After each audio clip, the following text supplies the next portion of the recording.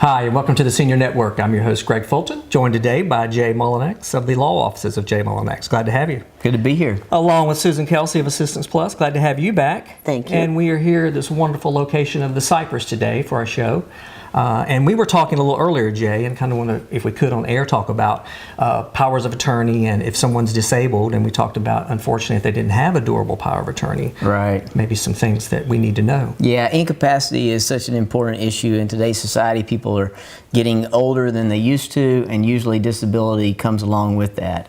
If they don't plan, because we've encouraged people to plan. Sure. But if they don't plan, something is still going to be done in that instance as well.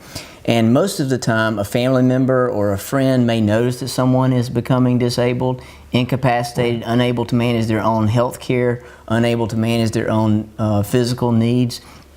And in that instance, then really the court's going to play a significant role in taking care of that individual. And it's effectively having you as an individual, if you're disabled, turning that authority over to the court to decide what happens to you if you didn't decide to make someone your agent in a power of attorney. Sure. The court is going to pick that person for you. And I can quickly go over some of those steps, but the basic things would be the court would send a visitor to your house or wherever you reside.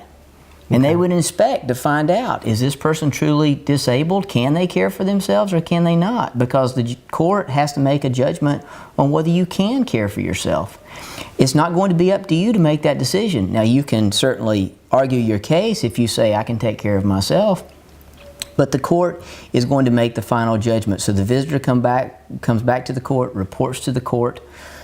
An attorney would be appointed for the individual to say, yes, they're disabled, or no, they're not disabled, and argue that case. But then the court will make the final decision.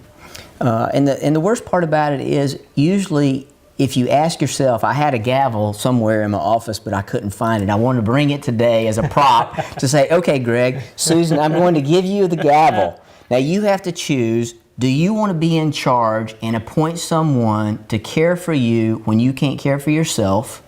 Or do you want to hand that gavel over to the court to make that decision to pick someone for you? Great point.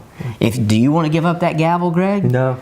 How about you, Susan? Definitely not. Well, then your choice is twofold. You either make a power of attorney, or you're giving that gavel over to the court to make that decision. Okay. And you really don't want to do that. Well, good point. So what's the difference in hearing you speak about that, incapacitated? What about a health care power of attorney? Where's that different than a durable? That is different. I'm glad you brought that up because there's two issues. One is management of your property, and one is management over the person, your body. Okay. So your health care is going to be someone that's appointed by the court to care for your physical needs, where you live, what you eat, your medical care, all those types of things. And then on the durable power of attorney, you may not be able to manage your property. Now, it's possible that you can manage one and not the other. Okay. They are two separate things in South Carolina. One would be called a conservator, which is over the property, and one would be a guardian, which is over the person, the body. Okay, so they're two different things. So with regard to property, that would be a durable power of attorney, would be someone to manage your property if you can't manage it yourself. And again, the court will decide, if you haven't named someone in advance while you're capacitated, that will manage your property. And this brings it home. I was reading some of the statutes yesterday, and I was reminded of the fact that the person that is appointed by the court has the same power over you as a parent over a minor child. Wow. And so again, the choice is yours. Do you want someone to have the power over you as a parent would have over a minor child? Or do you want the court to decide? Do you want to appoint that person yourself and choose who that is, or do you want the court to decide? And I think most people want to decide for themselves. Sure. Now, that's in South Carolina. Is it typically across the country like that? It is. Frequently, they combine the two roles. The person that manages the property may also manage the person's health care.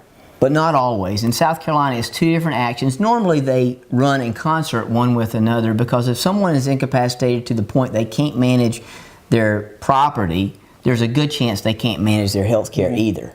Now, the reverse is not always true. Sometimes a person can't manage their health care for whatever reason, but they can still have the mental faculties to manage their property. Great. Well, great information, Jay, and I want to get back to that point if we can. Sure. We're going to need to take a break. Stay with us. We'll be right back.